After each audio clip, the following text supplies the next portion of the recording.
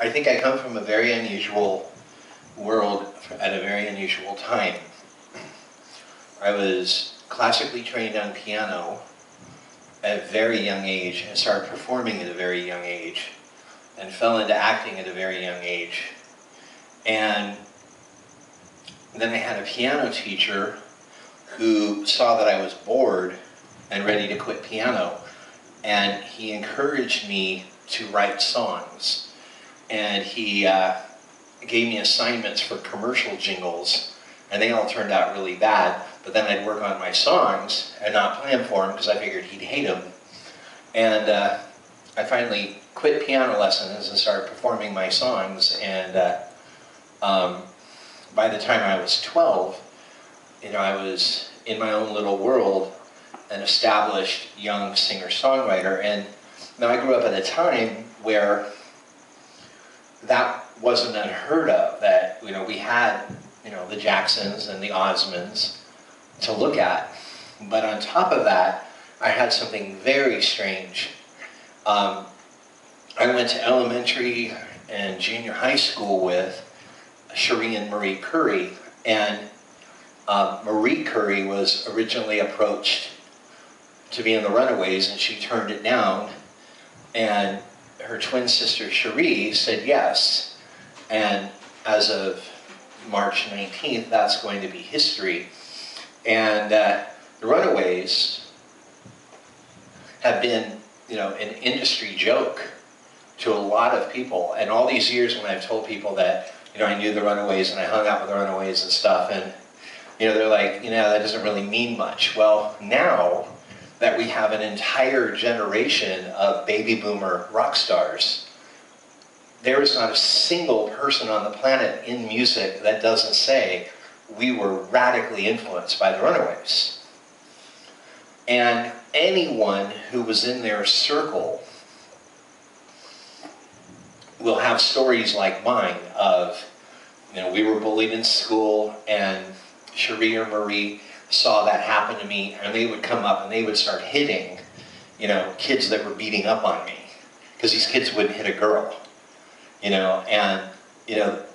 I read this stuff online all the time. Well, I knew them here, and I knew them at this club, and I used to see them here, and I was getting mugged in the parking lot, and they jumped on the mugger, and they championed the cause of teens that were being tortured, and their music was reflective of that. And so the fact that I say I was radically influenced by them is such an understatement, because I was influenced first and foremost by their music, because, well, it's the kind of music I like.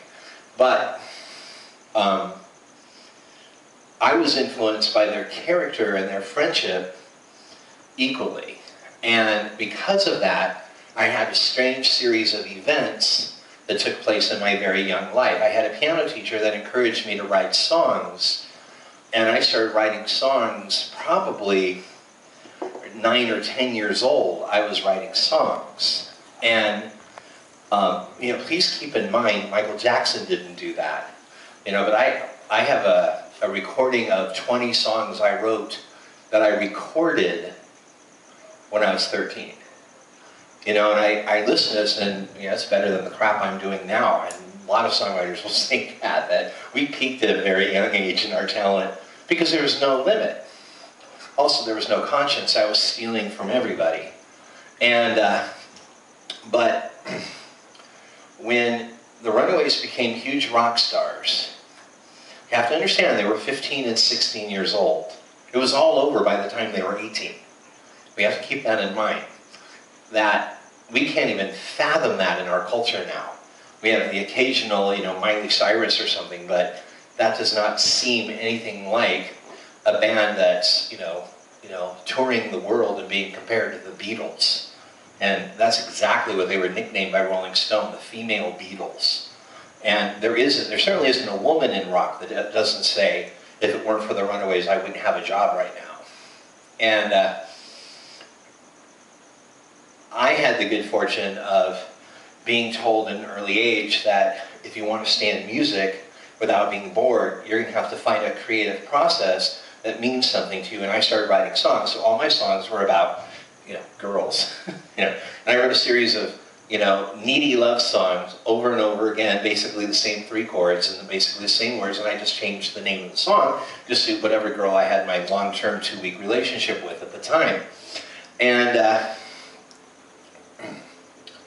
but interesting enough, when I was 12 years old, I had the good fortune of 2 things happening at one time. I had a close friend that became one of the biggest rock stars in the world for a minute. That she was on the cover of every magazine. Cherie Currie was everywhere. And this is someone I talk to like every day. Now, the truth is, I was closer with Marie. Marie's the nicer one. But a lot of us basically had that experience because one was off, basically being a rock star. So you'd get 1 minute of Cherie and hours of Marie. And Marie was, an incredibly solid, great person. And they both are amazing. And I was very close friends with their younger brother. And we were the same age. And we knew each other all through, I believe from kindergarten or 1st grade on. He and I were friends. So, I just had the good fortune of this happening. I live in Arizona, and people say, well, I went to school with Jordan Sparks, or I was there when she sang at Culmination or whatever, and I'm like, I got snuck into 18 and over clubs to watch my friend Cherie dance around in a Merry Widow corset, and now Dakota Fanning's doing it. It's amazing. Guy, I'm counting the seconds. I heard the music from the movie, and it sounds great. I'm going to have to stop making fun of Dakota Fanning now because sounds like she's done an amazing job. And she's being so nice to Cherie in the process and not being a little starlet.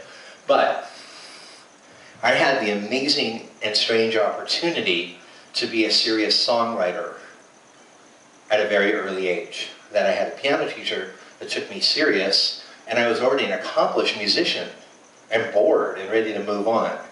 But then by the time I was in 6th grade, and I was a year younger than everyone, so basically the age of a 5th grader, I was doing concerts with my band. And, and my band was so cool. They were all older, and they turned me on to Alice Cooper, and, and all these things were my musical influences were happening all this time. And all of a sudden, 2 things happened at one time. My cousin was dating an enormously famous musician. And he was, driving her crazy, not returning calls, traveling the world, seeing her when he felt like it. And she wrote this poem that was so good. And she wrote the words, crazy mind, lonely heart, past the time torn apart. And I'm like, that is so cool. That's so cool. I'm going to turn that into a song. And I turned that into one of my earliest songs, and it really made me feel confident to write about something other than my own experience, or other than songs I would just play for girls so they'd make out with me in the 70s. So I began working on another song about my dreams of having happened to me what had happened to Cherie. And I wrote this song called City Lights. And one time I was on the phone with Marie, and Marie said, hey, I just got a record deal. And I go, really? Are you going to do the Runaways rock thing? And she goes, no, I had my chance and I turned it down. I'm going to do something more like Olivia Newton-John. And I was like, I don't think you should ever say that in a sentence. I love Olivia Newton-John, by the way. I met her and she was like the nicest person, and I love her and I have all her records, but I know that that's not cool music. I'm not stupid. I know it's good music. But both Cherie and Marie were tired of rock and roll. And Marie said, if you know anybody that writes songs, I'm looking for young people around our age who, for their voice, in writing. People need to understand that my friend Carrie Crone wrote for the Runaways, and she was all of 13 and 14 years old.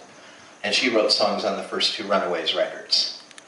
And I have to understand, it makes sense. Lady Gaga's really young, and she's written songs for Kelly Clarkson, who's older than her.